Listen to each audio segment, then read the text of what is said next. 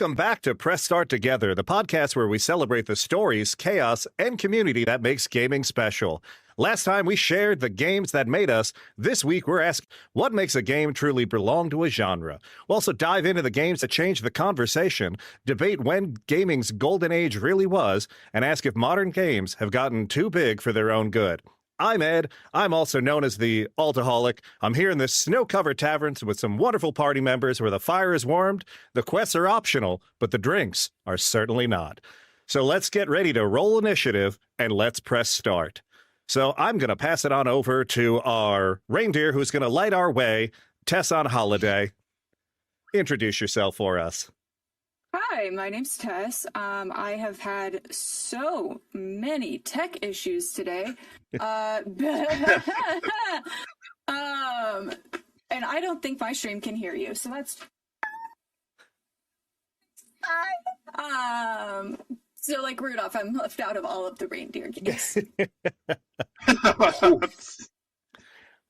No problem. Well, welcome again, Tess. Hopefully she gets those audio issues worked out with her chat. Before we pass it over to our special guest, I want to pass it over to the only other person that lights the holiday skies and flies them like I do, Mr. XenosMothership.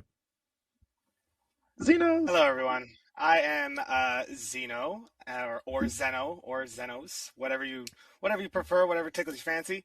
I am but a humble alien from the planet Zalari, and I am here to enjoy the world of gaming with all of you great Earthlings. And, I mean, that's about it. I'm a variety streamer. I stream a lot of different games. Currently, it's just been pretty much focused on this, but yeah, I think that sums it up. Awesome. Thank you. Welcome. And again, normally tickling the fancy costs extra, but this time of year, we'll let it be free. And last, but certainly not least, I want to kick it over to our first and very special guest, Gamerlikesanime. Hey. What's up, everybody? I am 110% honored to be a part of this podcast. You have no idea how excited I am as a guest to be here amongst some truly amazing people. So I'm excited to dig into the content that is on the agenda.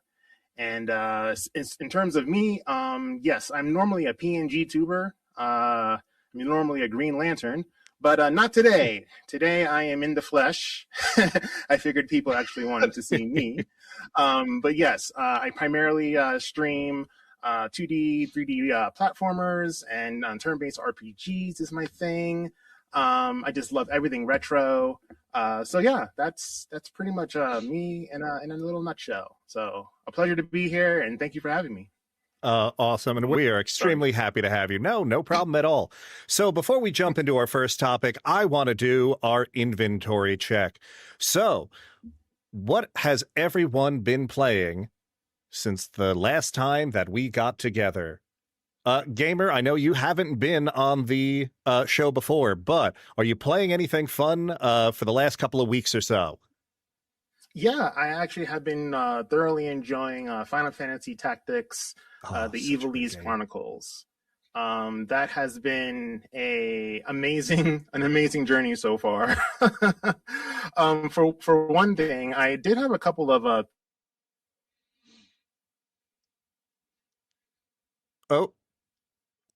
playing. Oh, there we go. So that's the first time playthrough for me. And what's really cool is the game added voice acting for the very first time, which was very helpful considering that it is a lot of dialogue. So to actually like hear, how the voice actors get into their character really adds to the immersion. So yeah, I've really been enjoying it. It's fantastic, and can't wait to see how they kind of unfold in the next chapter. I think I'm on chapter 2, almost to 3. Very nice. Now, but before I pass it over, is this your first time playing Final Fantasy Tactics, or is this one of the? Or is it? Are you coming back? Yeah. Oh, I cannot wait to hear. We're going to talk more offline with that. Oh, that's Completely exciting. First time, not a revisit. Yeah, definitely have it's a to completely pick your brain first about, time playing. So yeah. Awesome. I love it. That is awesome. And thank you again. Also, thank you guys for the chat. Good to see you. Yes, for those of you who may be in for the first time, we have disabled some of the rewards and the sounds that are going on normally during our streams, just to make sure that when we upload this to the other podcasting platforms, that we don't just have 2 hours of, dick and fart jokes. Not going to lie. But Xeno, what have you been playing since last we spoke? Honestly, I've been playing a very new game called Where Winds Meet. It's a kind of a tongue twister when you think about it. There, a bit of a mouthful to explain to people. They're like, "What? Where winds meet?" And it's a really great Chinese. If you know what a wuxia is, or uxia, or I'm not exactly sure the pronunciation. Spelled WUXIA. Can't spell. I'm not muted. Okay, great. It is the open world. It's actually interesting because one of our topics tonight is open world games. But it is an open world game where there are quite a few many possibilities. Like, I keep discovering random little leisure things like wrestling and fishing and mahjong, pitch pot, which is getting inebriated and throwing arrows into a pot. It's quite interesting. But yeah, anything from combat to leisure activities to just hanging out with friends. It's a great game. I know this kind of sounds like an advertisement, but I really love the game. Truly. I think I've spent almost 200 hours in it. I'm actually looking at it right now. Wow. 200 hours into it since its launch on PS5. Wow. Though it was out for a year in China. So that's basically what I've been playing. And then Minecraft, there is a Minecraft server that I'm a part of with another streamer. And it is quite fun there. We have been building a great place, so to speak. But that's pretty much it. I mean, Warframe, the usual little bits. But Where Winds Meet's been the prize. Very cool. Yeah, you have been like on the grind with that. I didn't realize you've already put in like 200 hours. That's like insane, but not in a bad way. I can't wait to hear more about that, especially with our later topic. But yes, yeah. Very cool. Last but not least, Tess, what have you been playing? I've been playing a lot of Elden Ring, and I've circled back to Hollow Knight so that way I can do 112% there. Other than that, it's been pretty quiet for me. Very cool. Yeah, I understand. I've been playing mostly Dragon Quest II. I didn't realize how much longer it was than the original Dragon Quest. And offline, I have been playing the remake of Trails in the Sky First Chapter, which is phenomenal. Like they did that game so right. It is probably one of the only games I sat there and went, I don't even care if that thing is on sale. It's the moment they announced the remake of the second one now, I was like, nope, pre-ordering it. Don't care. It doesn't come out until like sometime next year. I'll pay full price. But yeah, has anyone else played that? I'm seeing a lot of nods of heads. No, it's okay, Tess. We will get you into RPGs if it kills me. Baldur's Gate is sitting in my Steam cart. So okay. And Baldur's Gate, I believe, is crossplay. So it is. Ooh, I did not know that. I will see you. Yeah. Somebody needs to give me a reason to play that game again. Actually, you know what? I know that before we go off topic, that might be a fun thing to do if we did an entire stream as the four of us playing Baldur's Gate 3. Love that. All right. I'm going to add that to my notes. But while we're talking about games, our first topic today is what makes a game feel like it's part of a genre. So do we think genres are defined by mechanics, themes, expectations? Can games mix too many genres and lose focus? Things like what happens when a game defies its label, and do genres even matter anymore? Or is it really just marketing shorthand?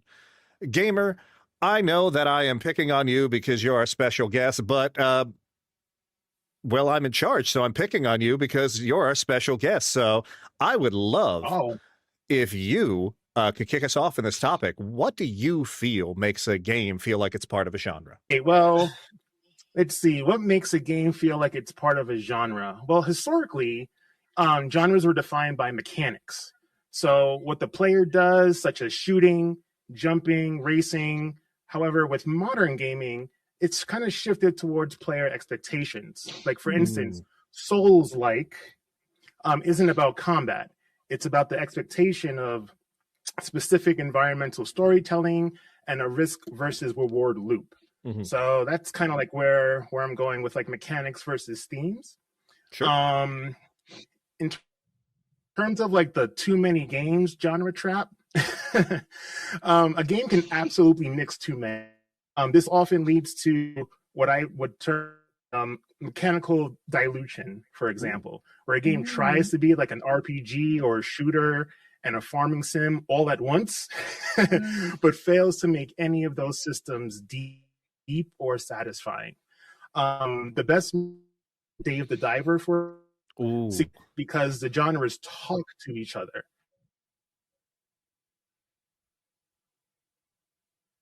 Oh no, I think you cut out, Gamer. Gamer? Ooh, the whole Real thing quick.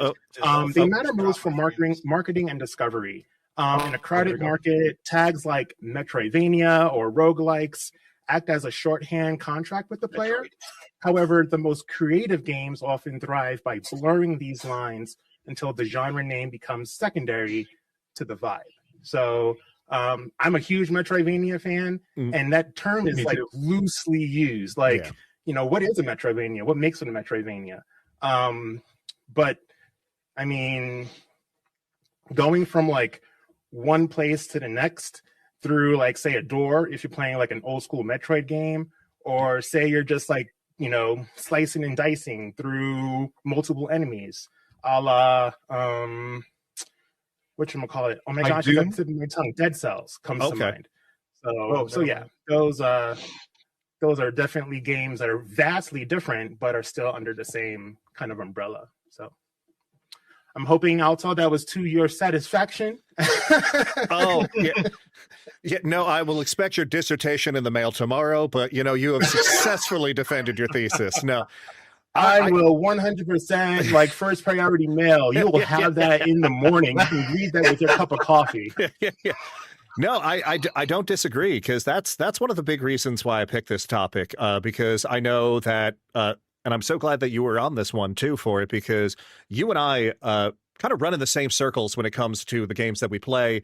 It's mostly retro, turn-based, inspired RPGs and things of that nature. But the whole thing is, I don't know if this is a hot take. I hate that JRPG has become the term for the genre, because what is a JRPG? Because everyone's like, oh, well, it feels like this. It's like, well, there's action-based combat. I think the there's term turn-based combat over the years. Yeah. And that's what that's the thing about this, where people keep putting these things in this box and they're like stuck to it, where it's like, and now I feel like we're getting to the point where everything's either put in this box and you get people arguing over something that is so arbitrary that it doesn't even matter, where it's like, hey, it's a turn-based RPG doesn't have to be a JRPG, or like a JRPG doesn't have to be turn-based, or things of that nature. Or then you get the things where it's like Destiny, where it's like, no, it's a looter shooter, it's not an MMO. It's like, no, it's just an MMO with guns. Like, just say it's okay to be an MMO, but that's a bad word. You know what's shocking too? The amount of time that is spent arguing than actually playing the games. Yep. I mean, our backlog is backed up because we're constantly at each other's throats about wanting to be right all the time. It's like, look, just enjoy the game, just play it, you know. But yeah, it's kind of wild that so much time I feel is invested in keeping these debates alive, to no one's real like detriment at the end of the day. Yeah, no, I would agree with you 100%, especially, like, again, you mentioned Metroidvania. That's one of my favorite ones. We sit there and go, well, most of the Castlevania games actually don't fall into the Metroidvania thing. And it's named after that genre. And it's like, it's really just Symphony of the Night and the like 3DS ones or the DS ones, if we really want to get like that like fall into that category.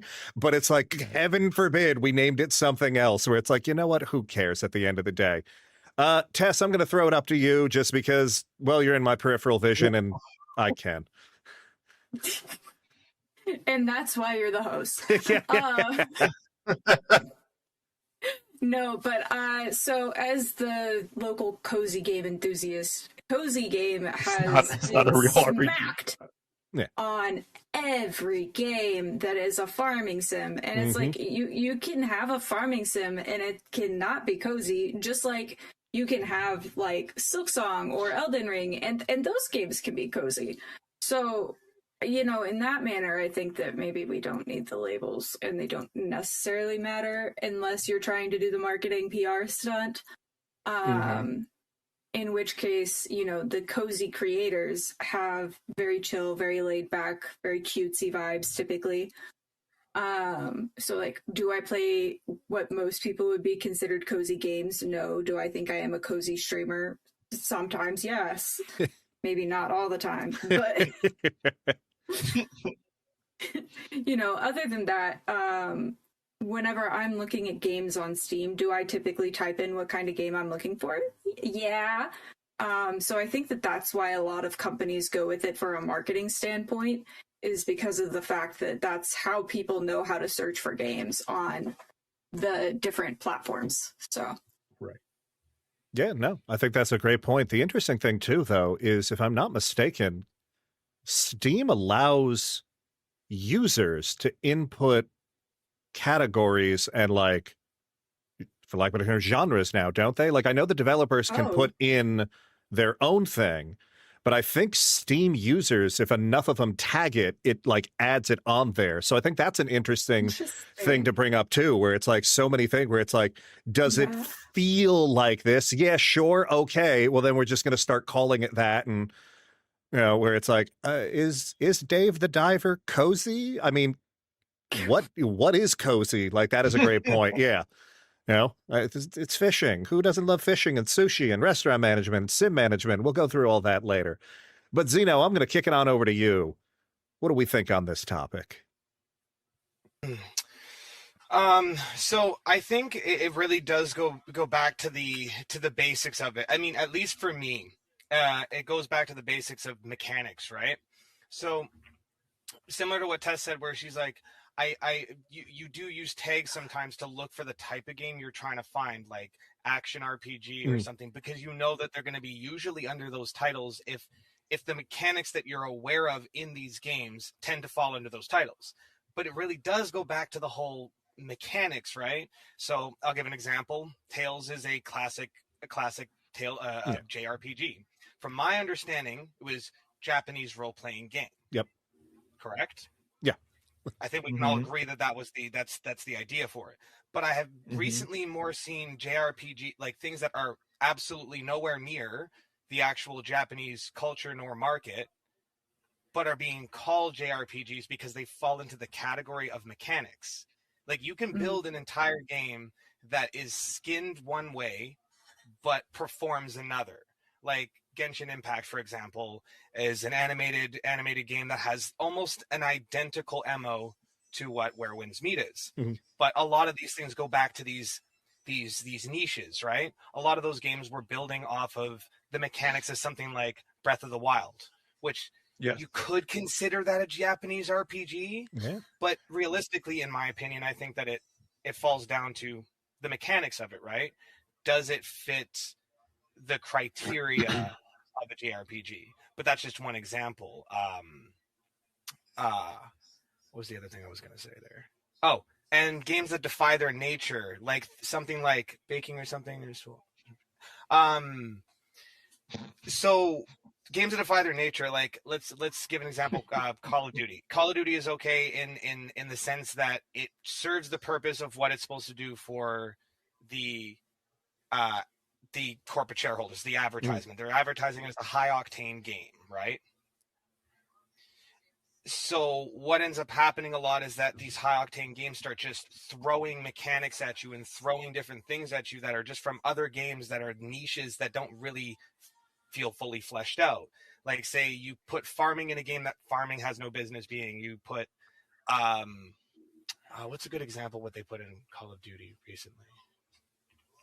Every one of their skins. The skins. Okay, Yeah. the skins I think is the best example, right? Like we expect Fortnite to do that. Yeah. We expect like games that are long running that have the creative potential to do that. We don't want nobody wanted Nicki Minaj. Sorry. People wanted Nick Merckx more than they wanted Nicki Minaj, but that's a whole different aspect, whole different subject, right? But yeah, Call of Duty doesn't fit its genre anymore, as far as I'm concerned. It can still be a good game and not fit its genre. It has just become something different, right? It's become something much different than what, say, anybody else grew up. But then, yeah, changing of genre, changing of games does create that. But calling it like a dynamic, like it's an arcade shooter. Realistically, it always has been. But there was always that sense of realism, in the older games. But now we're far from that. Yeah, no, and I think Call of Duty is one of like a great point out too, because the entire franchise started as an answer to yet another franchise that went its own way, and then it did one thing different where it's like, you had the zombies thing that came out with it, and it's like, oh, this is really well done.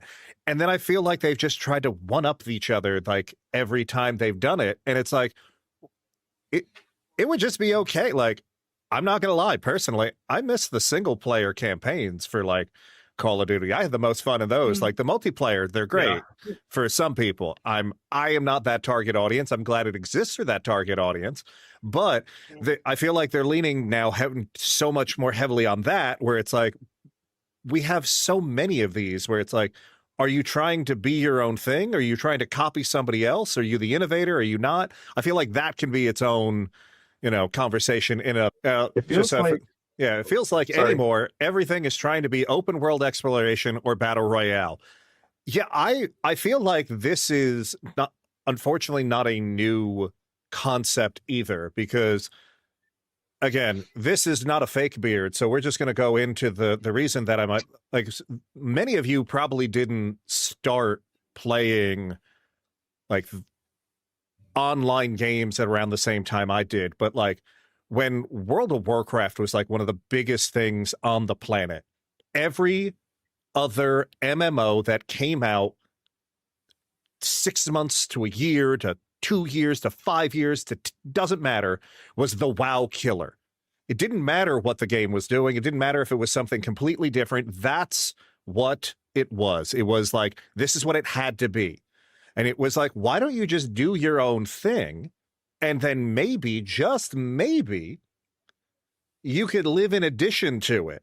Like, one open world game comes out and it blows up, and then every one of their mother has to make an open world game where it's like, I'm not saying that open world games are bad, but if your game didn't need to be open world, there was absolutely no reason to add it on there. Or a battle royale. Fortnite exists. Some people love it. I know it exists. But like there is absolutely no reason that, okay, because this blew up, now everything else has to be a battle royale with live services, with ridiculous crossovers that like nobody asked for. Like, yeah, Fall Guys, like, yes, we can probably call it, it's a battle royale, but is it a party game or is it all that? There's all these ridiculous things just with there. And like, we don't need to get started. That's true, though. Fall Guys didn't try to be anything else. Yeah, Fall Guys. Like, here, this is fun. Go fall off of these random structures we made here. Yeah. Fall Guys sat there and went, hey, what if Wipeout was a good video game? Yeah. And it was just like, great, cool. I'm in, But like, that's the best part about it. Like, yeah, sure, like it's a party game, but like at the end of the day, I don't even think Fall Guys cared if Fall Guys was successful. They were just like, I don't know. I feel like Fall Guys almost falls into a similar category, like not to go too far off, as like Peak, where they made Peak. They sat there and went, "This is our game. Here's the mechanic. This is what you do. Have fun or don't. We don't care. It's on sale for $5." And people like picked it up and ran. And that's where you get these, like, that's where I feel like what unfortunately happens with this. And it's almost like a tangent to this, where it's like, our streamers, not us, but like the very large streamers, because like I'm not saying that we don't have a community, but like we're not talking to 600 to 1,000 people every time we stream. But they pick one game and then it goes popular, and then the next big streamer will play it, and then you got 200 people playing it, and then everyone wants to make the next one of those because they also want to go viral. Where it's like, it's like, oh, okay, yeah. You know, like how many crappy versions of Only Up were there after, you know, like Ludwig and all those other ones like jumped into it, and it was like, okay, great. Well, what's on you? Oh, it's a Thoughtian game. I don't even know what that fucking means, but apparently you go on like you go on Steam, you type that in. There's like 600 games on there, you know, and 90 of them are, you know, AI slop. But I digress with that, where it's like, I feel like, again, like genres have, I don't want to say cease to exist, but genres used to be something where you can go in and be like, I am looking to play a platformer, and I like platformers, and I want to play a platformer now. And now it's just, it's no longer what I want to do or what I want from this, you know, from my playtime. It's what is the marketing genre that is going to get the most amount of people to click on my thing or wish list my game or buy it on Steam, you know, which, by the way, the Steam winter sale is going on. But yeah, hashtag not sponsored. Right now. Yeah, Oh we don't need to talk about my wallet. Yeah. And it's one of those where it's like, yeah, you know, like it's funny because like, I know, Zeno, you typed in where it's like the indie studios, they are 100%, you know, like sweeping these things. But I feel like we as a community are unfortunately trying to get our, getting our grubby paws into it and being like, oh, we gotta put these indie games into a box. And it's like, no, you know, who gives a shit if, you know, Expedition 33 is a JRPG or an FRPG because they're French? It's just a fucking role-playing game. It's a good game. Everyone should go play it. It's on sale right now. But again, it's so good. But that's the thing when it comes to this, where it's like, does it matter? I feel like we're all going like, no. But there are so many people, I think, that are out there that like refuse to get out of their box, where they're like, no, I only play first-person shooters. Oh, it's free on Xbox? And it's like, that's true. And I understand that, like, having, like, saying that, like, oh, I'm a professional gamer and I'm a hardcore gamer, and then the only game you see on their thing is Call of Duty and 2K. Now, this goes a lot for, you know, a community that I know quite a bit about.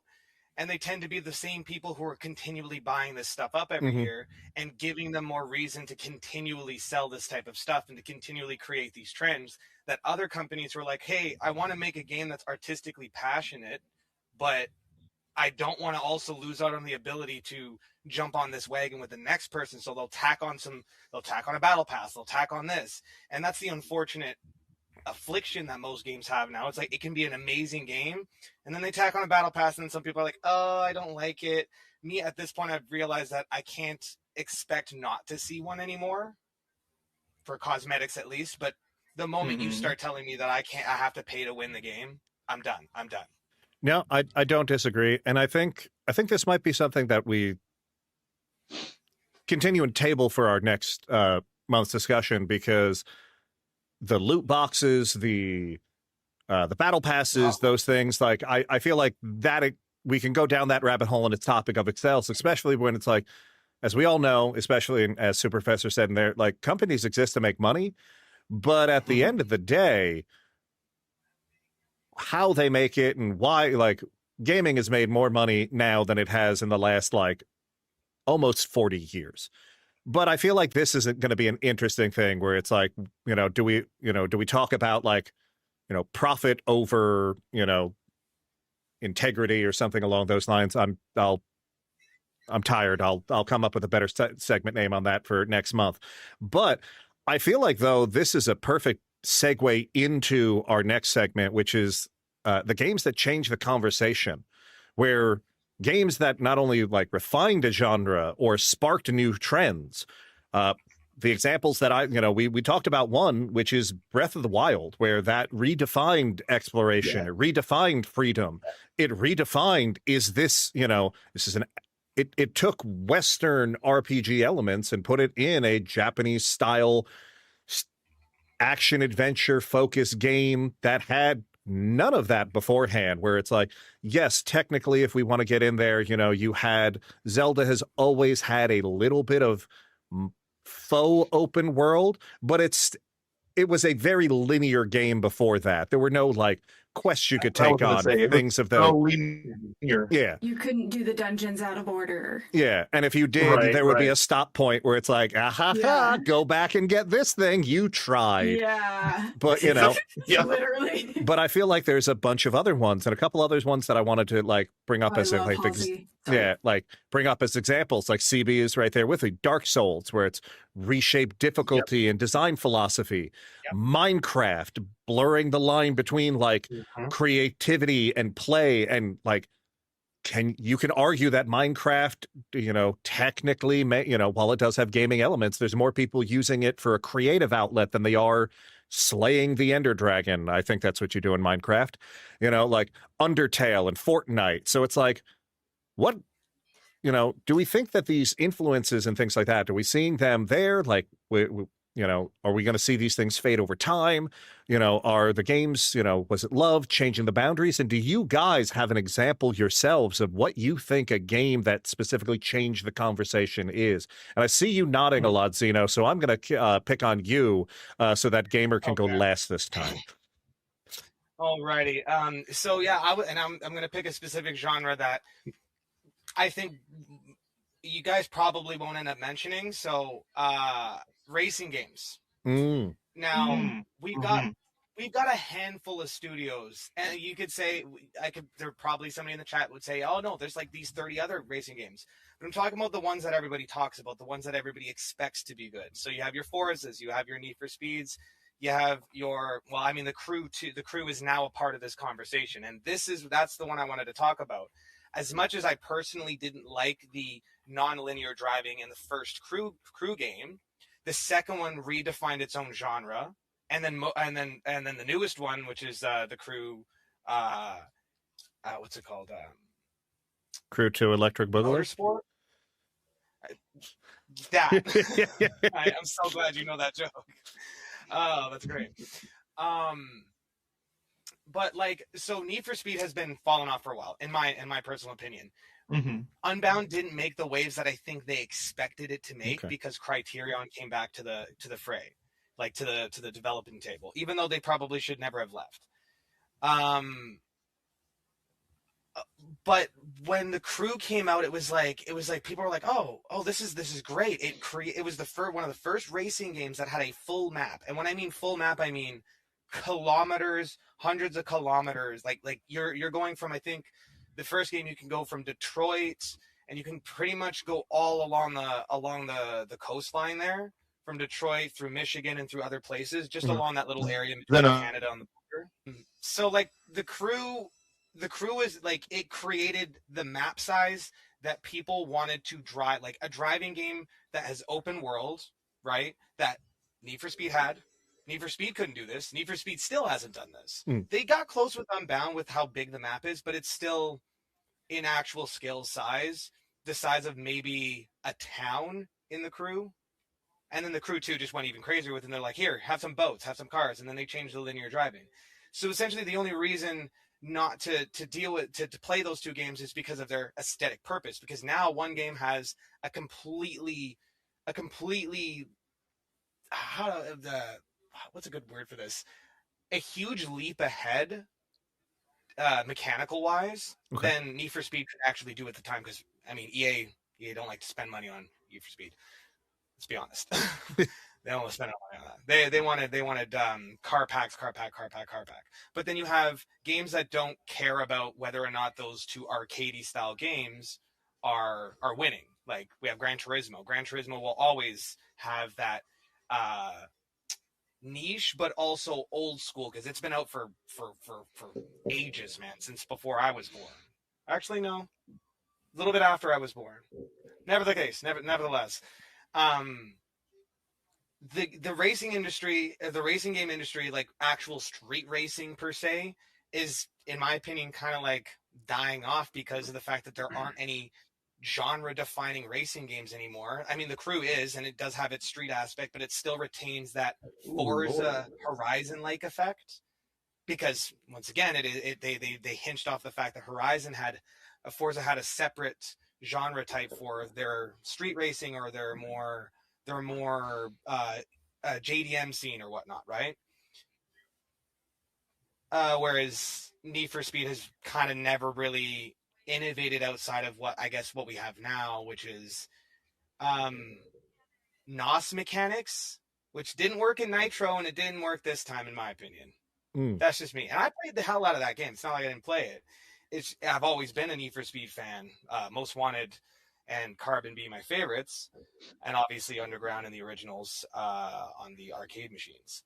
But if you're going to define a genre, you have to make something that previous entries of other games have never done. You got to innovate. It's mostly innovation, right? I remember Need for Speed Underground. Mm-hmm. Right? And like the lights, the flashiness, the body kits, those are all so like customization in a racing game, especially a street racing game, is the most important thing. In my opinion, it's the most important thing. You can get to the mechanics when you've figured out how to create a mass amounts of cosmetic options. Because the moment I go to a car in Forza Horizon and there's no body kit, when I know for a fact you could have easily went on the internet and said, hey, here, put a body kit on it. But it's because we have run into a problem with licensing issues. So we can't just do whatever we want to a car, like a licensed vehicle from a certain company if they don't want us to do it. That's why most Ferraris in most games do not have body kits. That's the main reason. They have spoilers for performance. That's why you see these lips, these basic spoilers, and you see the repeats of cosmetics. That's where I like draw the line. I'm like, okay, well, you're not innovating. You're not doing different things. You're not adding more to what you've already done. You're just trying to hinge off of the same thing over and over again, right? So yes, games that define their own genres, or games that actually peak in their genres in racing games, in racing game terms at least. There aren't very many, right? There aren't very many. And I would say the Crew is probably the closest thing right now. Crew Motorfest is probably the closest thing that we have to an actual innovative racing game right now. And I play Forza 5. I like Forza 5, but yeah, you are probably the racing specialist out of all of us. The last time I played a racing game, I think, was like Cruising USA in an arcade in the actual 2000. wheel. Yeah, exactly. Yeah, but it's been a while. But like on the Game Boy. Yeah, but like I don't disagree with a lot of that, especially when it comes to like the innovation and things like that. And it's interesting because while it's not a racing topic, I feel like Super Professor may be in my head because one of the games that brought up was the modded games versus standard games, and one of the categories that I was going to talk about. So when I'll pick my own topic later was like Bethesda games as almost like the genre where it's like your Fallout, or I should say Bethesda / Rockstar, where it's like you have your Fallout like New Vegas, your Fallout 3, your Fallout 4s, your Skyrims, your Elder Scrolls in general, your Grand Theft Autos, things of that nature, because people are modding these games and giving them not only new life, but they're almost taking them and turning them into completely different things.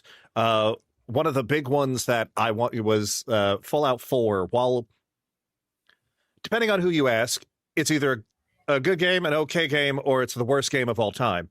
I'm more it's fine. it's a good game, but the modding community, has anyone seen Fallout London, the mod, like the complete overhaul mod people did for that? So there's a group of modders, and it's not just like one or two things where it's like, oh, we're going to take the dragons in Skyrim and we're going to turn them into, Thomas the Tank Engine, which phenomenal mod, hats off to that guy.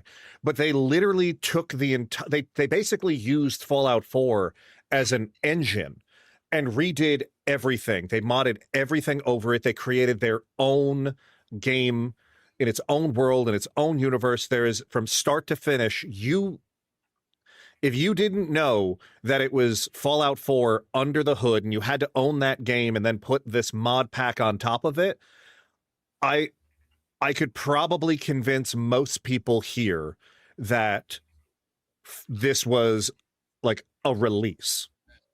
And it's just interesting to me where like so many of these games where it's like, would we still be talking about Skyrim? What, 10, if 20, it wasn't released 20 like years? Well, couple years. Yeah, exactly. If it wasn't released on your Samsung smart fridge yesterday, and the Switch 2 and all these other things, but the reason that it's like, is it still in the lexicon and the thing that we're talking about? Because there's so much community content out there that is giving it its own life. Yeah, it's carbon. Mm-hmm. Oh. Okay, just making sure I'm not. But yeah, no, I so like, thank you, Superfits. I think that's an interesting topic and like a great thing there, where it's like, do these games, I don't know, Grant, I think GTA 5 is fine, but is GTA fine because it's a good game, or is GTA fine because like, okay, like of all these things these community have done for it, and that's great. But the one, before I pass it over to someone else, the one I wanted to actually talk about as far as the game that kind of like changed the conversation is the original Resident Evil. Like, especially because, Wes, I'm glad you brought up horror games earlier, where it's like horror games kind of existed, where you had like, I'm going to date myself here, so thank God Gamer's on the on here, where it's like you had Sweet Home, or you had like the Friday the 13th NES game, and okay, Sweet Home was good, but it never also got a US release officially. But it's like these games existed, but like, were they really horror games, or was it just like, we're going to take whatever the hell we have, we're going to throw a license at it, and we're going to hope?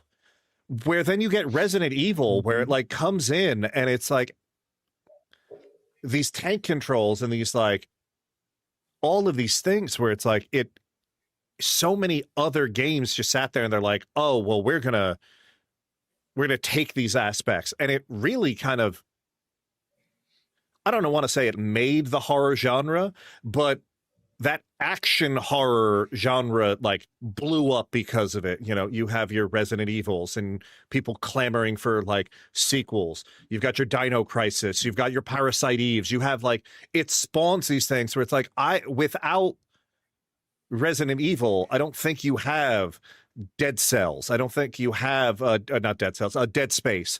I don't think you have these games that like go for it. And I think that's an interesting thing where it's like, at the end of the day, Resident Evil was supposed to be a remake of an NES like RPG, and they were just like, oh, we lost the rights, let's just go with it.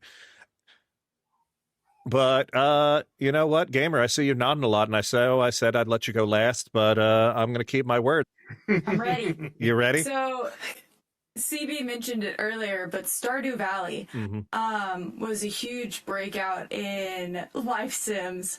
And, then everybody else since then has tried so hard to be Stardew Valley. I mean, you can't get away from a life sim that doesn't have farming, mining, romance, and cows somewhere in it.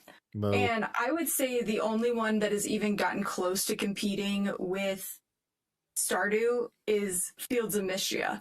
And it's only because they changed all of the things that the Stardew Valley community didn't like, aka modded. Their games to be like, because the Stardew Valley mod community, oof, man, my game doesn't even look like Stardew Valley anymore. I've turned off so many of the features, like I made it to where there's not like a timed like day to night cycle. Like whenever you go to bed, it just is like, okay, the end. Like you don't get punished for falling asleep in the mines and getting take a nap. robbed. Yeah. And I also modded out the mini game for fishing because I hate it. But like even the additions that you can mod in, because there's a whole nother town that you can add in now, plus a like diversity mod. So there's all kinds of stuff with Stardew that just like really popped off on the modding community, but also, you know, you wouldn't have the 20 billion options on Steam for however you would like to play your farming, mining, and ranching sim without it. I think the only other game for me that's been like a breakout in my not very serious gaming career versus you guys is Guitar Hero. Okay. Yes, I remember that. Yeah, it was like, I mean, the rhythm game has a huge foot in Japan, but like nobody done it in the Western community until Guitar Hero and Rock Band came out. Yeah. And then Beat Saber has been like this generation's version of that, in my opinion. Yeah, but how dare you? Gamer and I were at the arcade DDR-ing way before Rock Band existed. Dance Dance Revolution. Yeah. It was Dance Dance it Revolution drew was in something. crowds of people. Like if you were skilled in that game, Yeah, you were like I had an to go play idol. Yeah. There wasn't a physical arcade in the middle of goddamn nowhere, Texas. So I didn't have that growing up. No, understood. Plus, by the way, Tess, I want to make sure that this gets to you. Sorry, who, I think, was it Twisted? Yeah, Twisted Tactics said there's 8 new towns now you can add into Stardew Valley. Way. Oh my God. See, so, that tells you that I haven't turned on my Stardew file in eons. Yeah. So Tess will be streaming the other 7 later this week. Yeah. No. Yeah. But seriously, Gamer? Yeah, but There's Gamer, no way. I would love to hear your pick for this. And again, I let you go last, so you could steal anybody's you want if you don't have your own. I know. I have so much to choose from. Tess's Stardew, Xenos Racing, and you, Alto, you brought up right at the outset of this the whole Minecraft and Breath of the Wild. Even going back to CB with Dark Souls.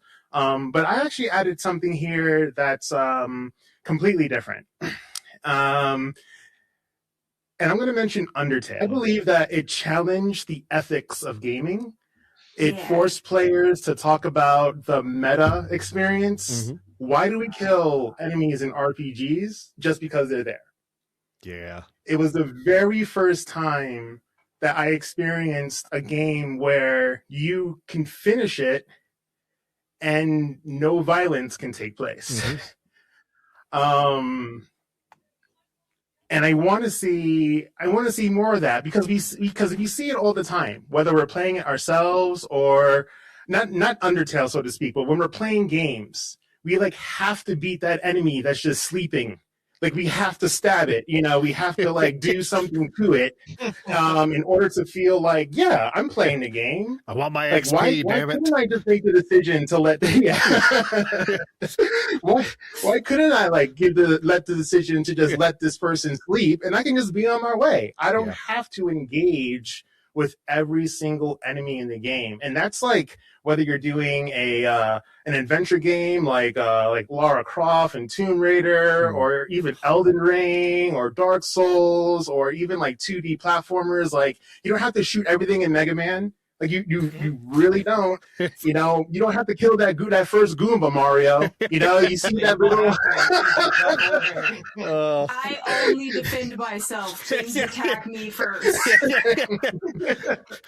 Yeah, this should have been Tess's topic all along. Like I played Elden Ring as a cozy farming, flower picking sim for 100 hours.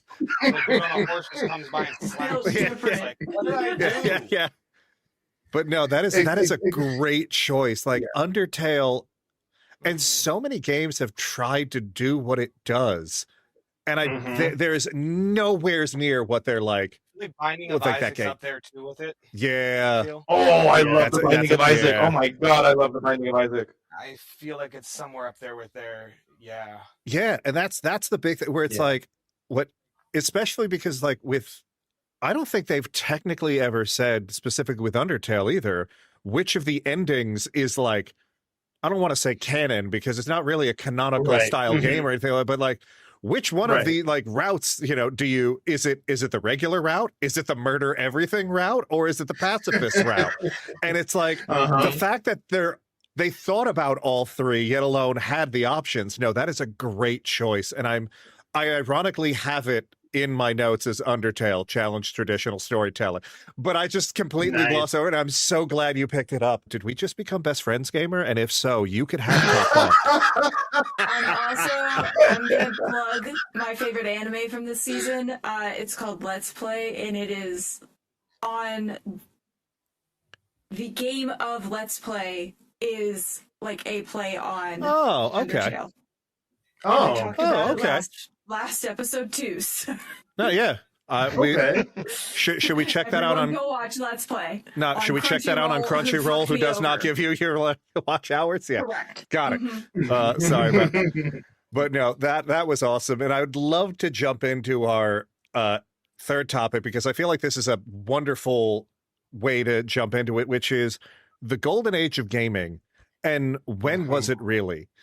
Because especially when it comes to things like innovation, storytelling, accessibility, culture, when do you guys feel somewhere around 2019 after God of War or something like that? Somewhere in that area. I mean, there were dips and crannies, but meant by that was I feel like that is where we can't like that's where we can't really define this. We got a lot of good games between 2010 and 2018.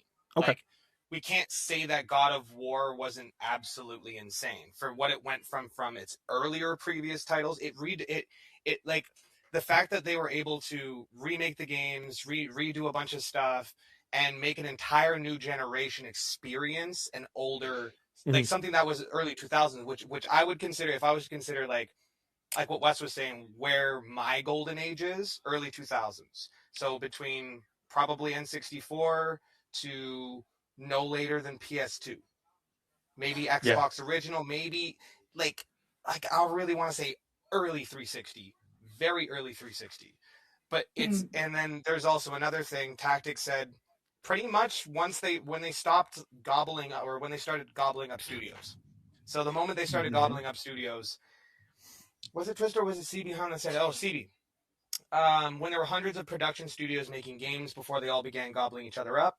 Another thing was entrepreneurs taking over game studios and essentially bankrupting entirely amazing ideas, like destroying them, and then IPs just went in the dumps, and then these big companies gobble them up.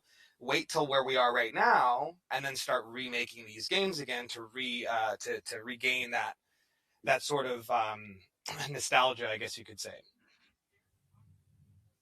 Gamer, what about you? When do you think the golden age of gaming was?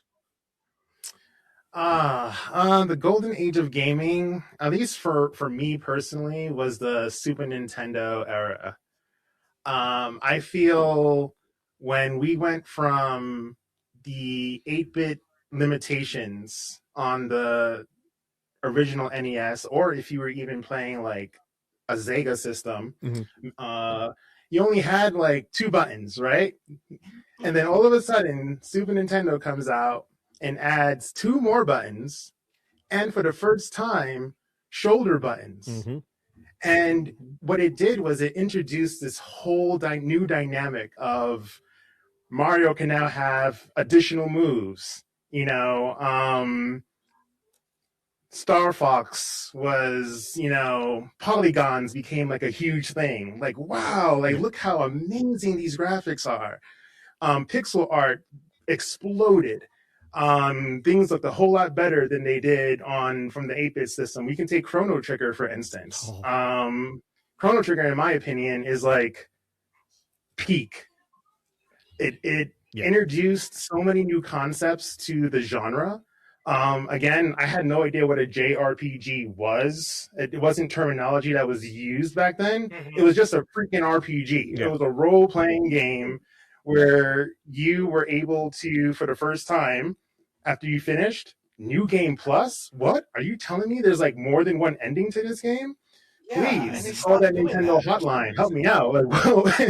Because we didn't have like, you know, the abilities to just go online and find these things out or watch a stream or a video.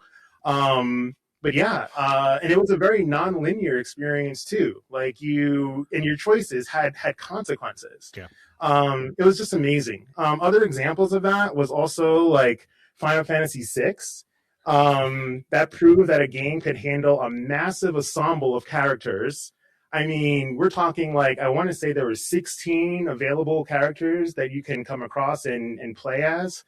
And then there are heavy themes, such as like, such as like loss and nihilism, you know, thinking of Kafka. I mean, when you're a kid, you don't think about how deep Final Fantasy VI was.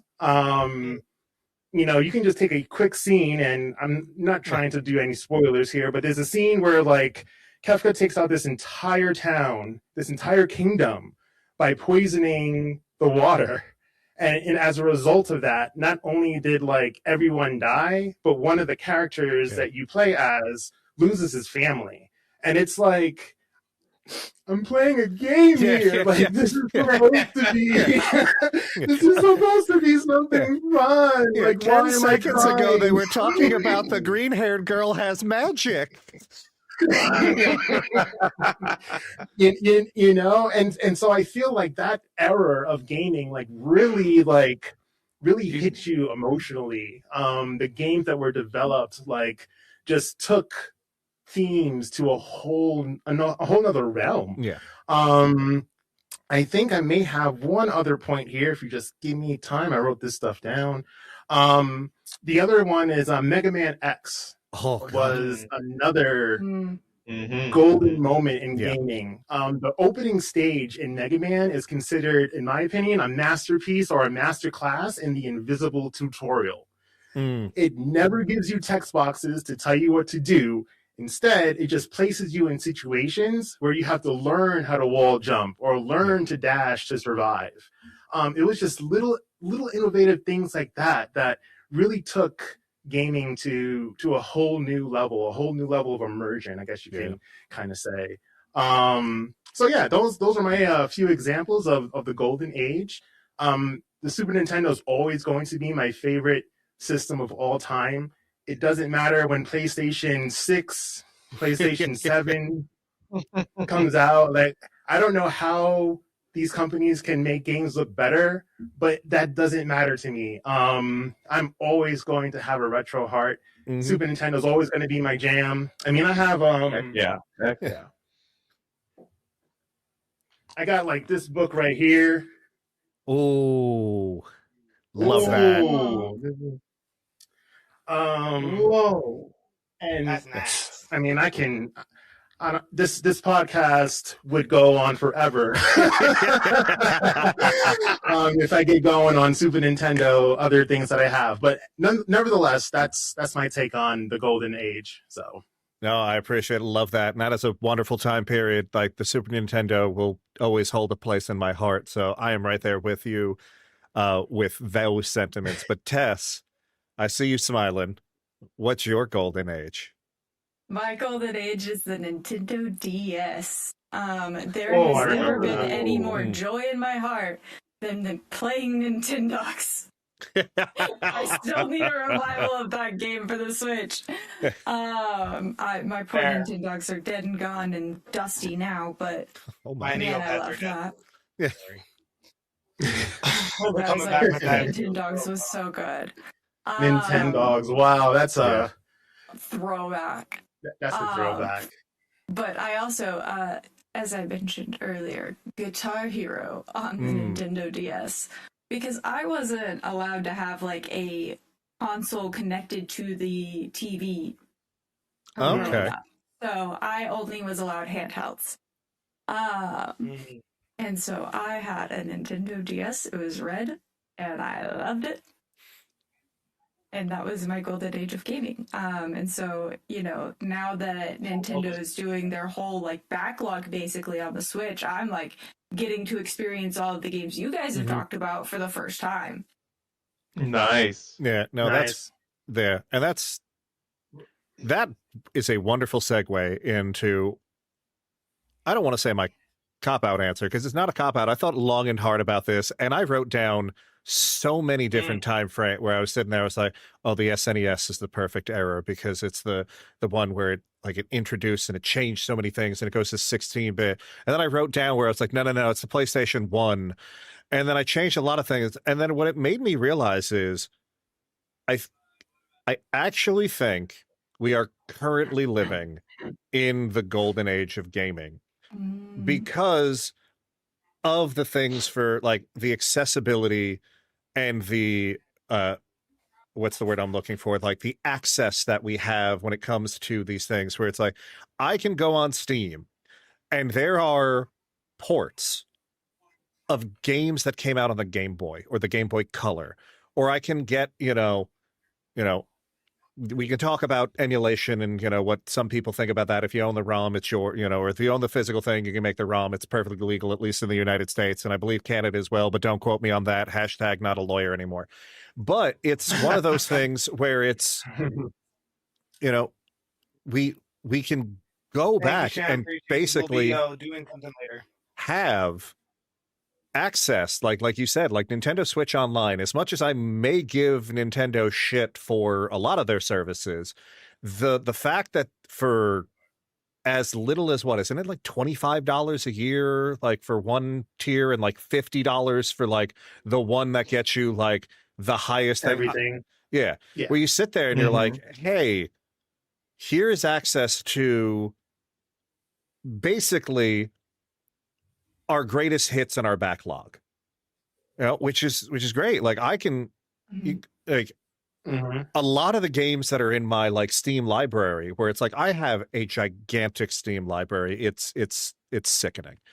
But a lot of them I've like talk about where it's like I don't really feel the need to play a bunch of these. I bought them for game preservation because I no longer own the original system. I don't have my PlayStation 2. I don't have a PlayStation 3 anymore. I never owned a PlayStation. Well, I owned a PlayStation 4 for like a week and a half before I sold it. I never owned a PlayStation 5, but I can go back and buy these things where it's like, oh man, I really love Devil May Cry. Oh, cool. I can get the HD collection and I'll just have it. Right. And if I ever do want to play it again, it's there. Chrono Trigger is another example. I don't have my Super Nintendo anymore.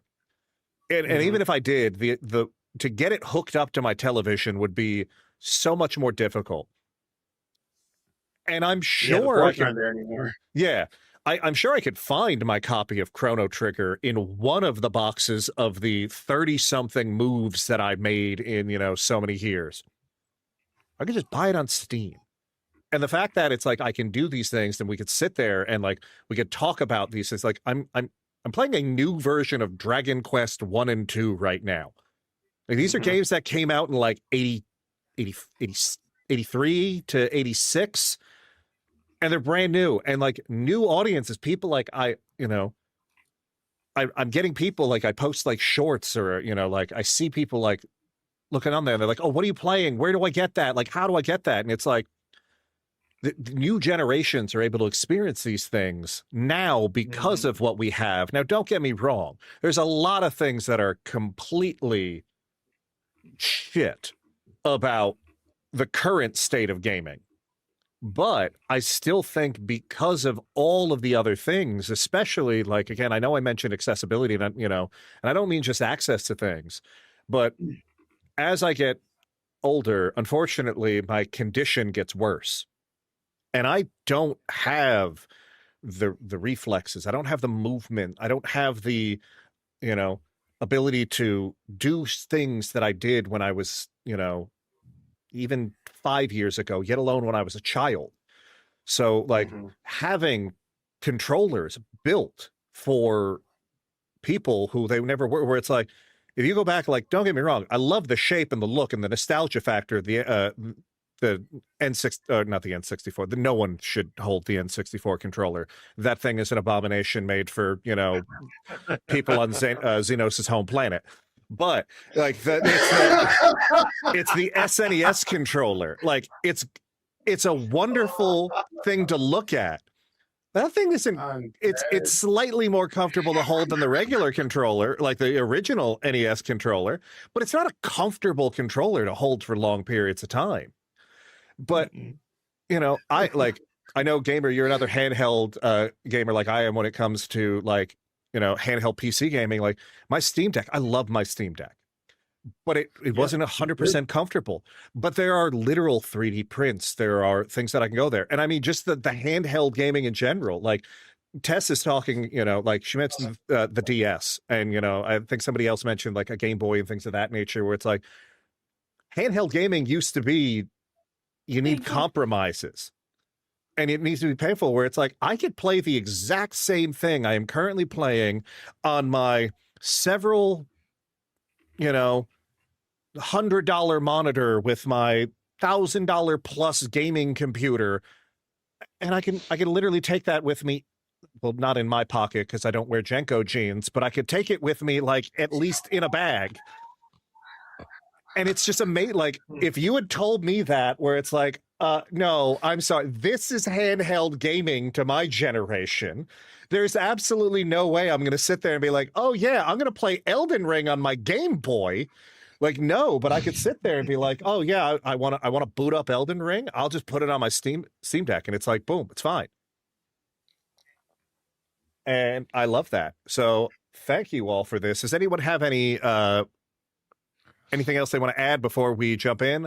I know the Xenos type of I know that we've had a couple of things that we I don't want to say I may have missed in chat. I had mentioned real quick that some people, and everyone's entitled to their opinion, but some people didn't feel that me being a lover of retro games, that I was representing the retro, I guess you can say, genre, fandom, whatever, by playing, Nintendo Switch Online games.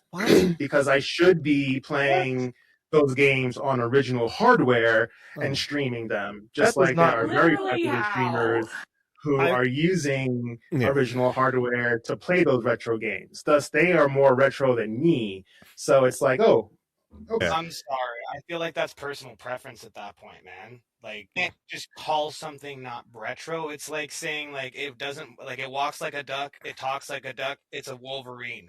Like, I'm sorry. Like, yes, your personal preference is that, it's like purists. Like, we have purists in everything, but like having retro purists, like that's just sort of like, I don't know. That's just odd behavior to me. Really?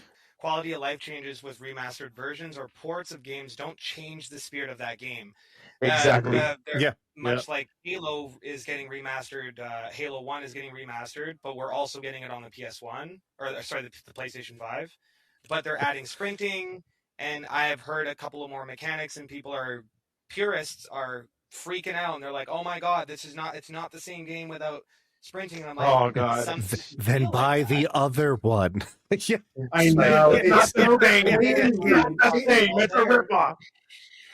But no, it goes back to what we were saying before about we spend so much time arguing over this stuff than actually like just playing the game, and especially when the game's not even freaking out yet. It's like it's unbelievable. That kind of thing. But thanks Wes for saying that. And Nintendo even went even further with their NSO library, because you can even go into the settings and you can select a filter that actually like pixel perfect, reflect what it would have looked like on the actual, say, Game Boy, for instance, or whatever it is.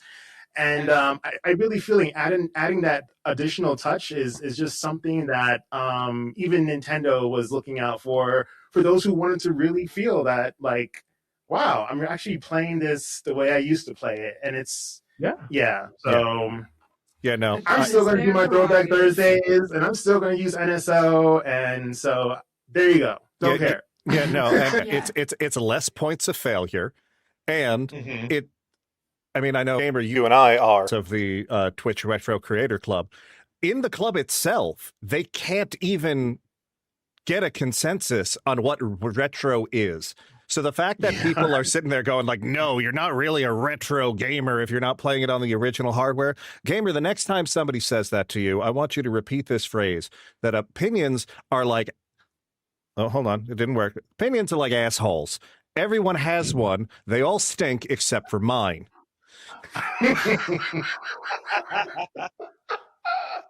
It's my podcast, and I can have my opinion now. yeah. It's my podcast. I Yeah. can say what I want to. But that was such a fun topic. But I think it's, you know, I think it's time to move on to our next one. Yeah. But again, Gamer, that I 100% give you permission to use that one. And you know what? That's also probably going to push back the release on Apple Podcasts about another week because my censor button didn't go off. So you know what? Fuck it. Hashtag explicit. yeah. So do we think games are too big right now? We have so much sprawling open worlds. Are they overwhelming players? How much content is too much content? Have your opinion. And are developers making games longer for value, or is it really just marketing appeal? Tess, I'm going to start with you because you looked confused the most, and that makes me happy. Well, I've been trying to think about this for so long, too, and I think that if I was not streaming, my opinion would be different. But now that I'm streaming... That's true. Games are too long. And the reason I say that is because games like Elden Ring and Silksong, if you want to be able to 100% them in the true fashion of you get all of the Steam achievements, Jesus Christ, you're going to be playing that game forever. Yeah. Like, just especially with like the back-to-back of Silksong and then Elden Ring, and then potentially going into Baldur's Gate, like, I could just stream one of those games for a year. Yeah. And never run out of content. It's like Breath of the Wild and Tears of the Kingdom. Cheese and crackers. They're huge games. Where like, I've never is finished starting Tears. to get really big. And Yeah. I already know it's going to be big. So. And so it's just like things like that. Like, while they add huge value for people who are not streaming because you can get that $70 out of that game. I can only Elden Ring so much for so long before I need something new. I mean, I dropped $70. I dropped $70 at Toys R Us for Mega Man X2 and finished it in like an hour and 15 minutes. And it has absolutely zero replay value. But the thing is that was the joy. The joy was the hour and a half that I played, and that was good enough for me. No, and like absolutely, and I mean, it's like Disney Dreamlight Valley is another really good example. They keep adding DLC on DLC on DLC, and don't get me wrong, off stream, I can play that for hours. Like, that is the most played game in all of my libraries. I love that game. I don't love Disney. But I love that game. But then at the same time, like, now I'm starting to, when I'm going through Steam and I'm looking for games to play that I might want to stream, I'm like, and what is the play hours? Yeah. Yeah. That's true. 4 hours is too little. Like, Yeah. 4 hours is too little. For $80. Yeah, I was like, no, I'm not paying $80 for 4 hours. But, like, you know, indie games are great, like, especially right now during the winter Steam sale. I'm like, a lot of these indie games on my list, like, under $5. And I'm like, each of those $5 adds up to a very large amount. Yeah.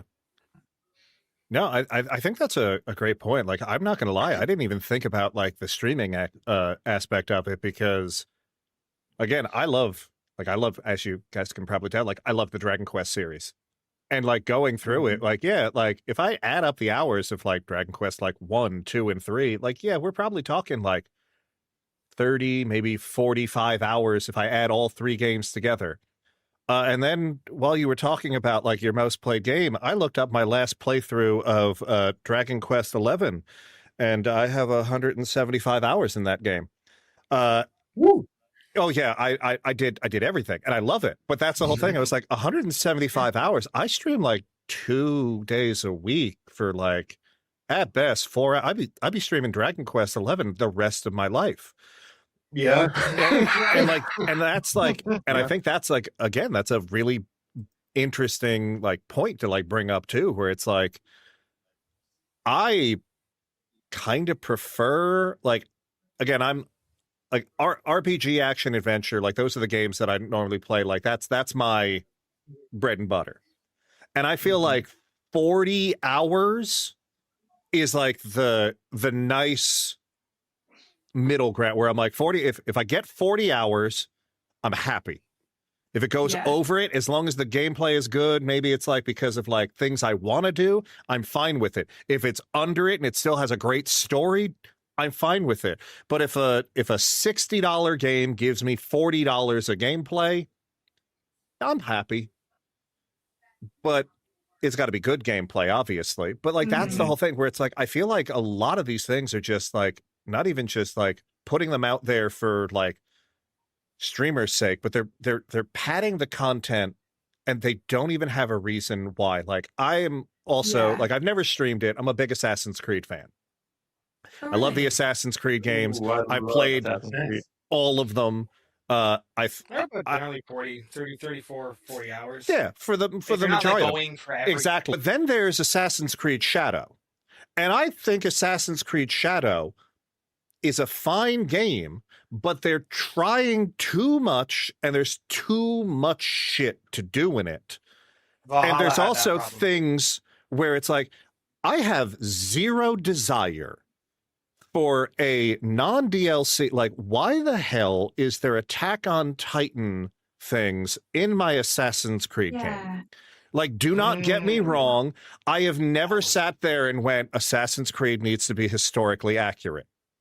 Because it's Assassin's Creed. It's never going to be historically accurate. I want to punch some people with Leonardo da Vinci. Like, I am all for that. But at least have it make sense in its own world. Like, that, I don't need Assassin's Creed turning into Fortnite. Like, the last thing I want is the next one that they come out with and they sit there and be like, so we've got a great idea. Goku. Battle Royale. Yeah, like no, like I don't. Battle Royale. Yeah, like I haven't even like I have not finished Assassin's Creed Shadow because every time I open it up, I play for like 3, 4, 5 hours. I sit there and I go, I don't think I've completed the quest I took. Because there were 96 other things that it had me try and do in the meantime. And I don't remember if this is a main quest, a side quest, a non-quest. Am I petting a cat because I need a cat on my farm? What am I doing in this game? Yeah, that is the biggest problem I have with it, where I'm like, I feel like they could have cut 60% of the content in that game, and it still would have been, fine. But like, I don't know. I don't know if like, it's sad to me because I was like, I don't know if Assassin's Creed Shadows is going to be the only Assassin's Creed game I never finish. And it's ironic because it's like, oh, you know what? It's taken how many fucking decades for them to sit there and go, oh, you know what would be a good idea for an Assassin game? Japan. Yeah. Mirage is my favorite one. Of the, I will Mirage say, is awesome. I love Mirage. Of the recent one. I beat it in 20 hours. It was great. I loved every minute of it. I didn't have to do anything other than what I needed to, and it had a great story. 20 hours. I don't even remember how much I paid for it. I might have paid full price. Don't care. Felt great. Loved it. Yeah, and before somebody else goes there, Twisted had one. He's like, I beat Dragon Quest 2 in like 6 hours. The remake, I mean, that's too short in my opinion. Still good, but short. I don't disagree that it is it's a short game, but the original game was short too. Like it's a remake of a game that didn't have that much content in it to begin with. And I would be honestly beyond pissed if they tried to do a like Final Fantasy VII rebirth, remake, whatever the hell next R thing that they're going to call it, to Dragon Quest. I don't need that. I'm not saying I want a faithful reimagining, but like I also don't need it to be like, do not give me padded content for the sake of padded, content. Like, Yeah, that's what I had written down here also. I said, like, it's only too long if the mechanics stop evolving. If you've seen everything the game has to offer in 10 hours, but it forces you to play until hour 80, that's bloat. Yep. It's like, why am I doing this? So yeah, I totally agree with what you were saying. So many Koroks. Yeah, I was like, okay. But no. Yeah, I was like, yeah. I think there's like some things when it comes down to it too, where I'm like, I don't know if it's not, I don't want to say like a sunk cost fallacy when it comes down to it, but it's like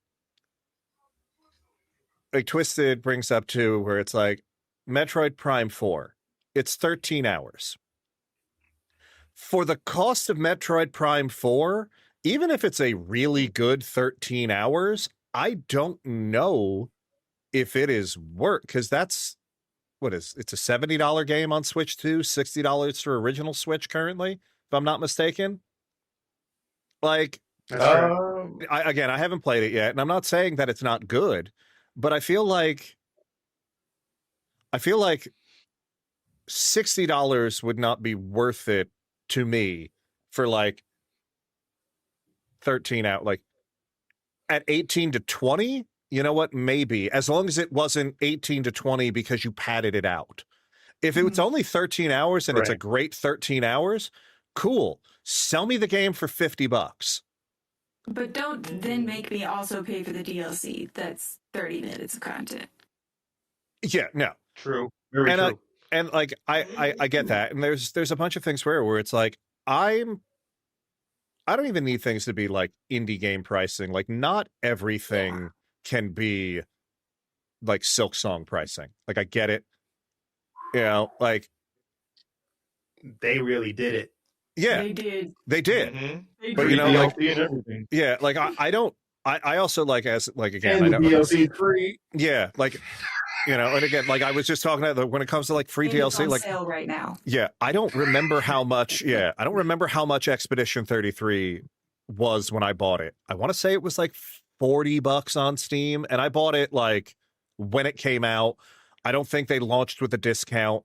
And if they did, I don't care. I'd pay for it again. I feel like that is a good standard where it's like, no, don't avoid Steam. Go to Steam. Everything free. Give them money. Go Gabe needs another yacht. And if he doesn't get that yacht, Gamer and I don't get the Steam machine. And I want the Steam machine. Accurate. I'm also probably pre-ordering a Steam frame, but that is a whole different issue. Yeah. I'm on the same boat as you, Alto, but that's for another discussion, another time.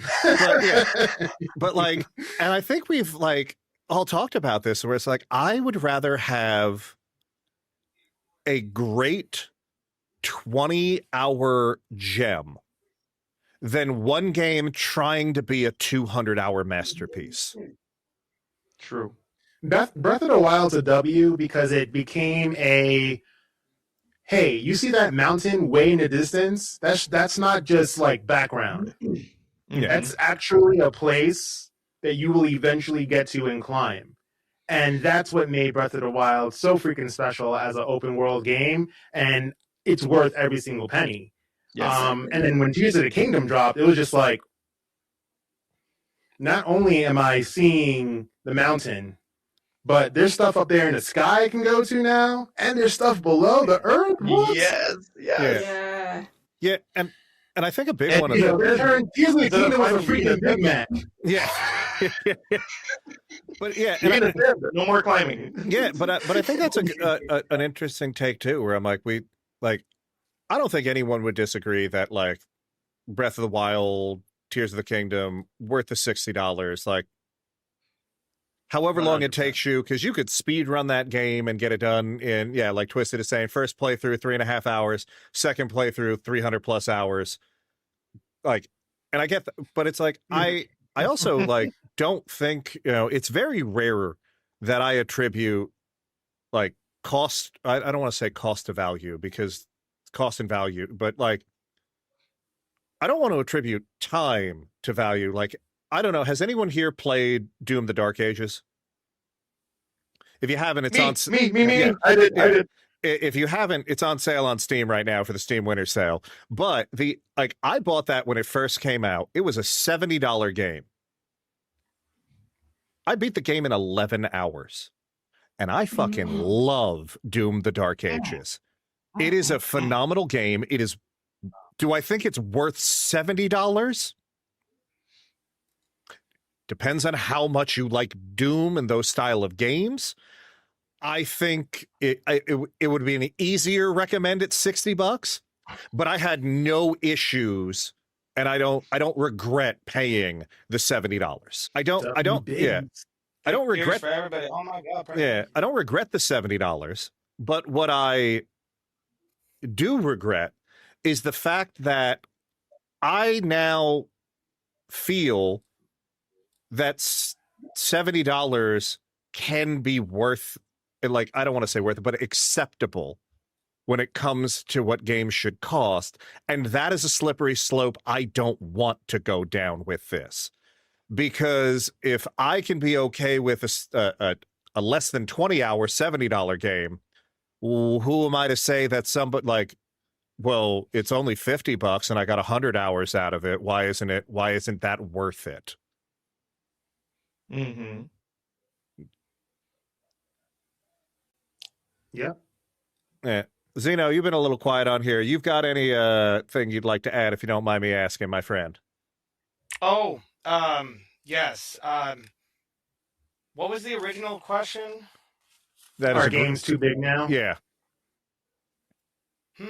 Are games too big now? Too big? Oh, yes. I think I agree with pretty much everything that's already been said so far.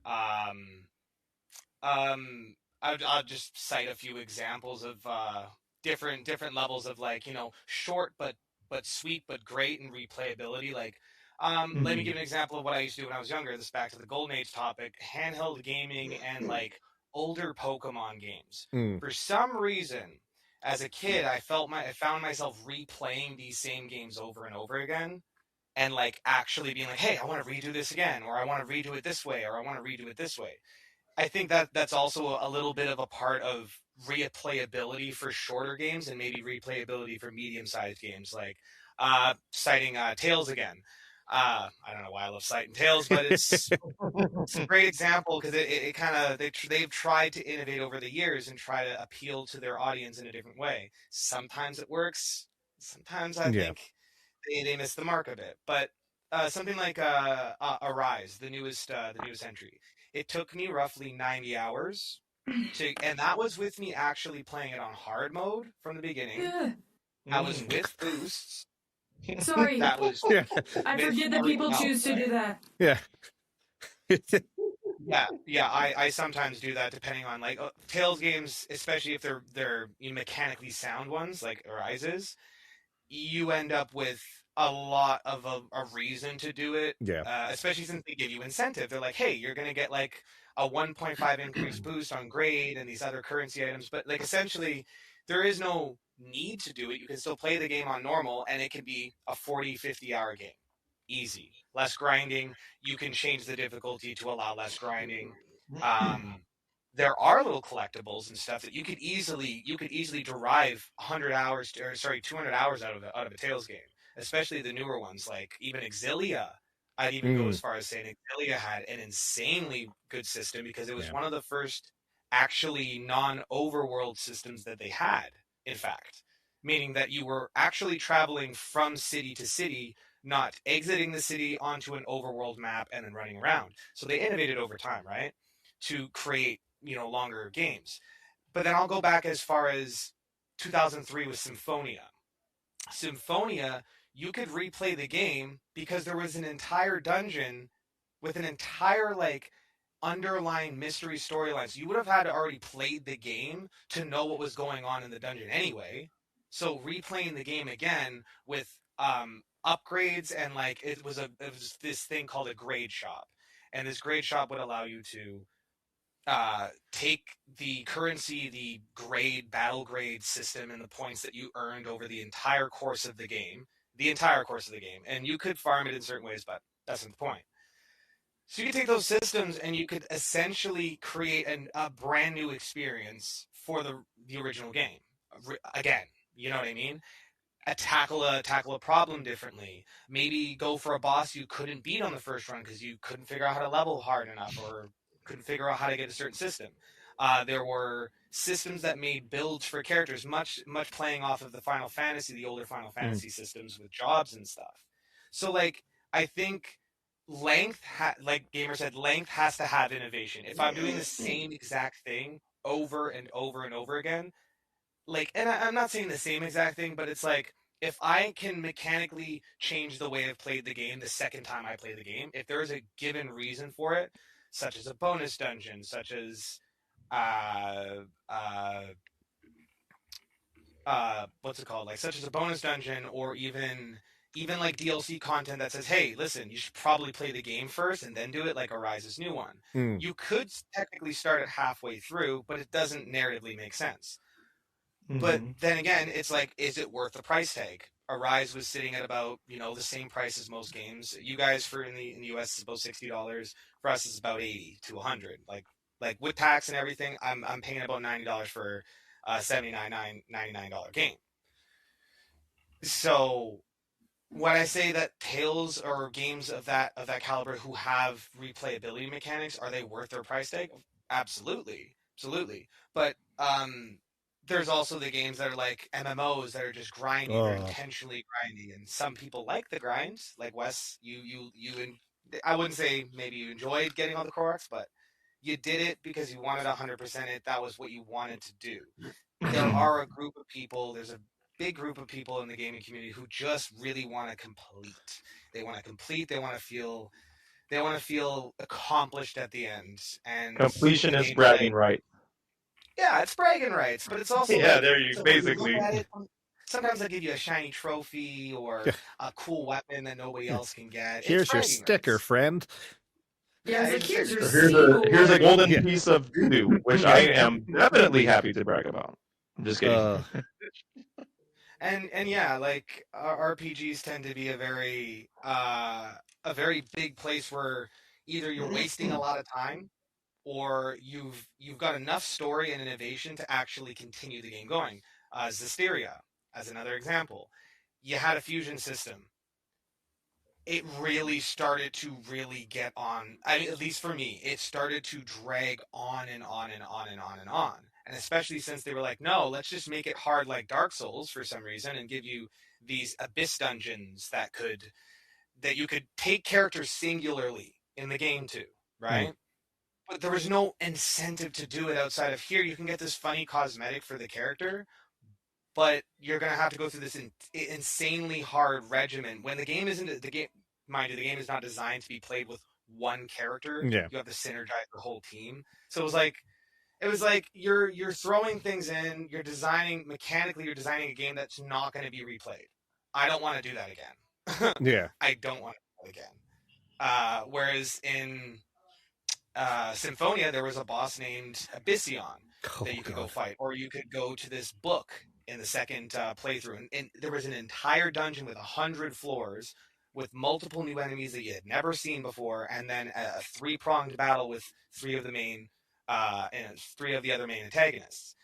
Having said that, it's that's a completionist thing. You're only going to do that if you're going to complete the game. But if you're going to also say a game I think it was CB or Twisted that was saying it took him 6 hours 6 hours to beat Dragon Quest, and then you said, but it's it was always that short. But it's also because I think we all used to play games more, like we used to play games repetitively over and over again, like Pokemon, you'd restart, or a Zelda game, you'd restart, or something like that, because you had it, right? You're like, I want to play this again. Why not, right? Yeah. Yeah. Tess is like, no, I never replay anything. No, unless it's Hollow Knight. Once I finish it, it's goodbye. I'm Baldur's done Gate with this toy. has its fill. I don't want to play with you anymore. Yeah, you're done. Yeah. I'll give another example of the opposite. Helldivers. I love Helldivers. Yeah. But that game was not intended to be played for more than 50 hours. Yeah. It's not intended to be played for more than 50. Like, I got my time out of it. And I think even, like, and I'm pretty sure one of the devs on Twitter a while back had said this too. He's like, the game really wasn't like, we're innovating. I get it, because they're evolving. Sony's backs them because it's a Sony Studios game. So obviously, you know, if Sony wants to keep that game alive and keep it going, they'll keep funneling money into their dev crew so they can keep making different things. Yeah. Having said that, they're better off probably just taking the system that they have, make it a third game. Because then they can restart from the ground up. The game is infrastructurally built like a campaign that you run, you end, and you restart. But you can't do that with a massively online. You can't do that with a game that's extremely reliant on its multiplayer aspect. Whereas eventually you can create open world games that can start to section those content away. Now, Helldivers is great, but the gameplay loop, it does eventually get to you. It gets to a lot of people. And there's the fun aspects of it, you know, blowing, like, oh my god, I ragdolled across the room, or oh my god, this happened. These moments, these fun moments.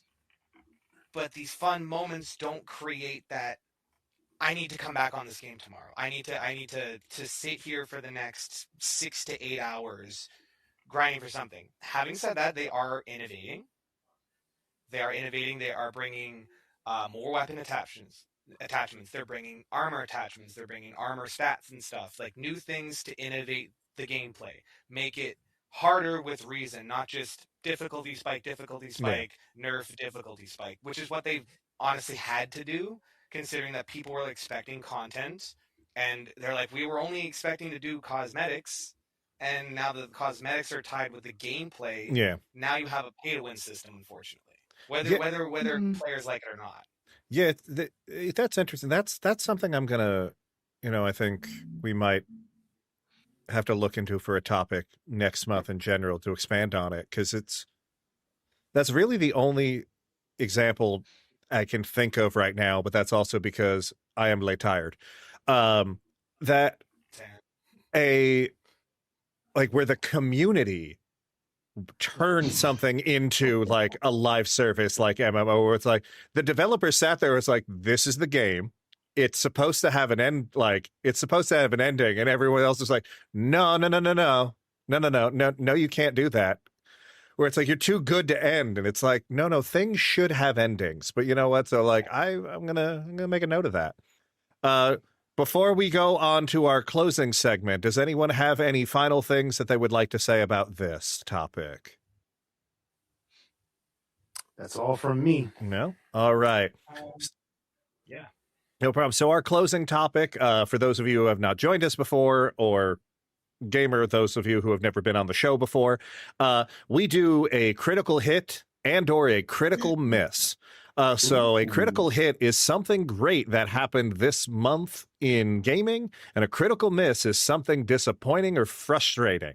So does anyone have a critical hit and or miss that they would like to throw out this week? Tess was like, oh, damn, I guess it's me. I was like, oh, yo. I was like, oh. Yeah. The one-time gamer wants to go first. Big miss is that they might be using the acronym. I feel like in the past month, I don't necessarily think that I have had a critical hit or critical miss inside the gaming verse. However, critical miss. Fuck you, Crunchyroll. For not giving me my arc and telling me I didn't watch 100 minutes of anime this year. The same thing happened to me. I'm gonna I've been a hands. freaking like mega fan since 2018, and they're gonna tell me, "Oh, you didn't watch enough anime, right?" bruh." I was like, Gamer likes anime. Yeah. Yeah, you know, Crunchyroll said I watched 0 hours this year. The disrespect. 0 hours? I mean, it's correct, but the disrespect. It was very disrespectful. I'm sorry. My God. That's I super don't know disrespectful. about you, Gamer, but I messaged customer support and I was like, the fuck? I thought about messaging them, but then I knew it wasn't going to get anywhere. I mean, yeah, but that doesn't make me not want to do it as a white woman. The Karen is too ingrained. Yeah. Oh, that's too funny. I had to ruin that poor customer service person's day. On that note, Gamer, what's your critical hit or miss? I'm sorry. No, I love it. Calm down. You cannot see the manager. No. I actually thought about this. Critical hit is for fans of the Blue Bomber. We are getting a brand new Mega Man game. Yeah. Again, in case I missed that, let me repeat. There's a new Mega Man game coming out. It has been forever and a day. It's going to come out during the 40th anniversary in 2027. There's also the Star Force Legacy Collection coming out next year on March 27th. I've never played those games. Those games have lived on the DS for pretty much forever. Ever, yeah. So yeah, I'm super stoked. That's going to be a new game I add to Mega Man Monday. Not trying to self-promote. And then my let's see, my critical miss, the disappointment in gaming this week. This is gonna hit home for retro peeps. So if this doesn't hit you, then I'm sorry. But I thought it was a huge miss. But the Dreamcast death. Google recently pushed out an update that finally, well, for some people finally, but unfortunately, it killed support for Planet Web, which was essentially severing the last official Sega Dreamcast on the modern web. So yeah, if you're a retro purist, bummer. But that doesn't mean that you can't ever play Sega Dreamcast games. It just means that it's, well, I don't want to go too much into it. But basically, what Planet Web was, it was a built-in modem specifically for Sega Dreamcast. Yeah. And so if you remove that from the picture, or is no longer, Google, killing the support, then you're just left with whatever's left over, pretty much. So, I mean, it's more like turning off the lights kind of thing. Yeah. So that for me was a mega miss, or a critical miss. And then if you're a Roblox person, for me, I'm not, but I know for millions of people, there was a massive service disruption over the past, I think it was Wednesday, Thursday, or Thursday, and maybe early this morning. But it left millions of kids saddened. So it was a dark time for the beginning of their holiday break. Yeah. Yeah, thank you for that. Prairie Zena, what is about so you? windy right now.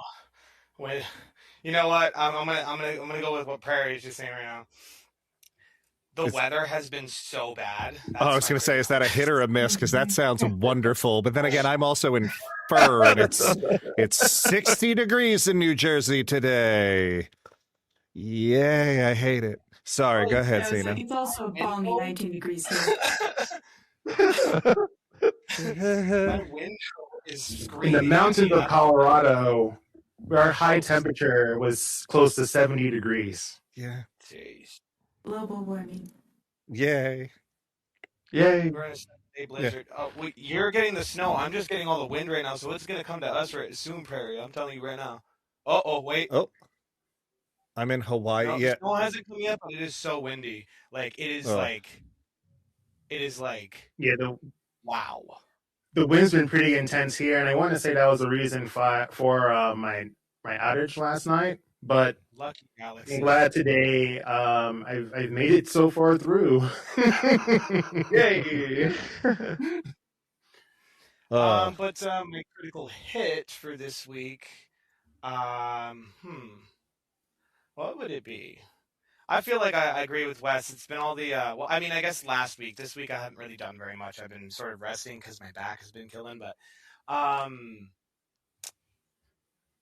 Nice. doing all the joint collaborations that I've been doing this past while, and meeting all the different people I've been meeting, honestly, and not toot my own horn, but Toot. I'm tooting it.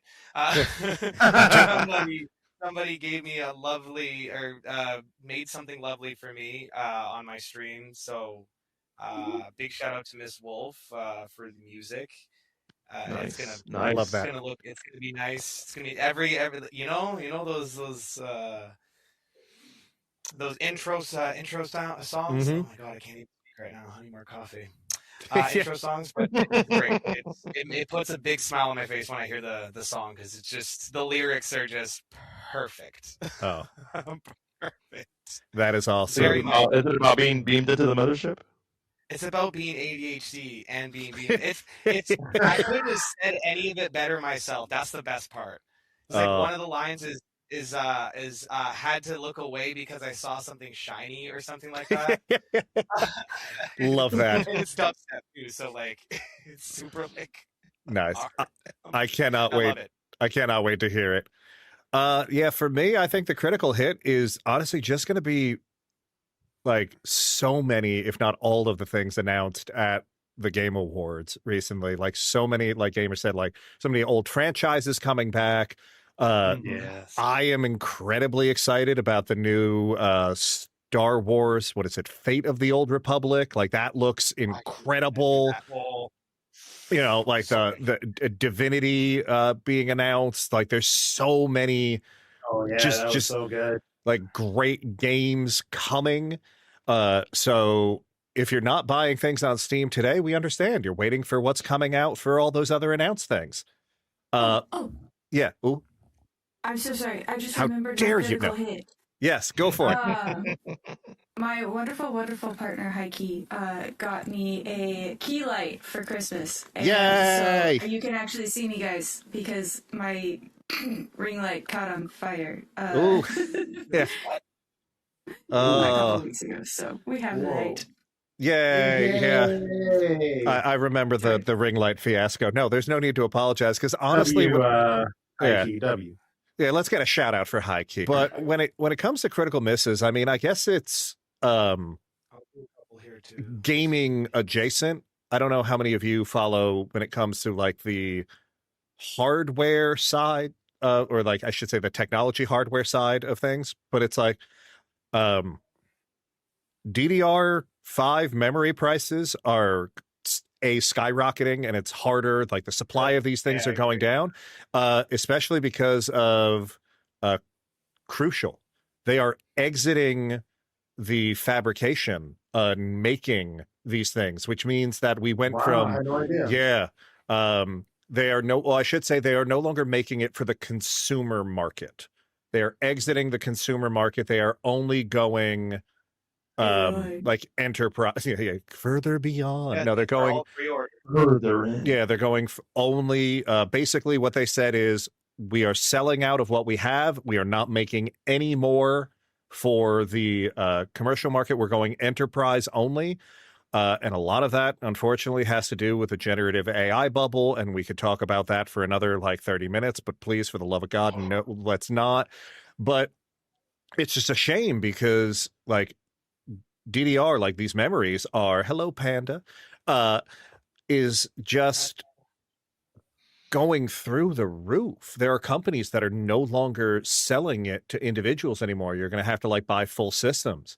And while everyone sits there like it's going to be this whole, oh, well, you know, ha ha ha, these, you know, computer gamers aren't going to be able to upgrade their system. Hey, do you know what else is made out of DDR, you know, wafers? Video memory. And you know what runs on video memory? The Xbox Series and the PlayStations. So if it's bad for us as PC gamers, it's going to be bad for you console gamers too if no one's able to get memory, because we all remember what it was like in like 2019 and 2020 trying to find graphics cards or consoles.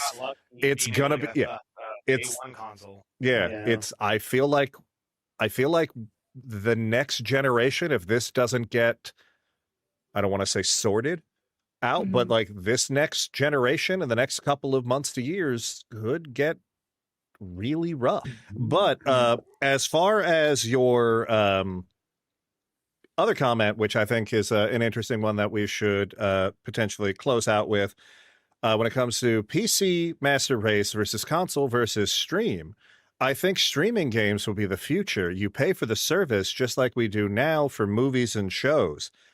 I don't disagree as far as I think that. Hello, Swashy. I don't think that's the line about the memory and stuff like that, right? Yeah, I don't think that's like a, what's the word I'm looking for? Like a hot take when it comes down to it. Like Zeno is saying, I think that's where a lot of companies want you to go. Like Xbox is pushing its cloud gaming like tier when it comes to it. And I'd be all for it for a large portion of, what's the word I'm looking for? It's just a large portion of, I think, like the gaming community when it comes to it, because especially if you're, let's say, like a console gamer, like being able to get a cheaper box in your house because it doesn't have to do all of the processing and the graphics in-house, and it has to just do it via stream, where it's like the only thing you have to worry about is the output of the device. I think that's eventually where it has to go. I think the problem right now is that most people don't have the bandwidth and the infrastructure to reliably stream games, you know, when it, as they're currently playing them. Single player things, yeah, sure, you could probably get away with it. I think the average internet speed, at least in North America, is like 60 megabits per second, which is doable. I think the problem, though, is it's not going to be good enough to be a valid option for the type of games that are currently popular. When the most popular game on the planet is Fortnite. Yeah. And you're not only have to download it and stream it, but then you also have to upload said data at the same time.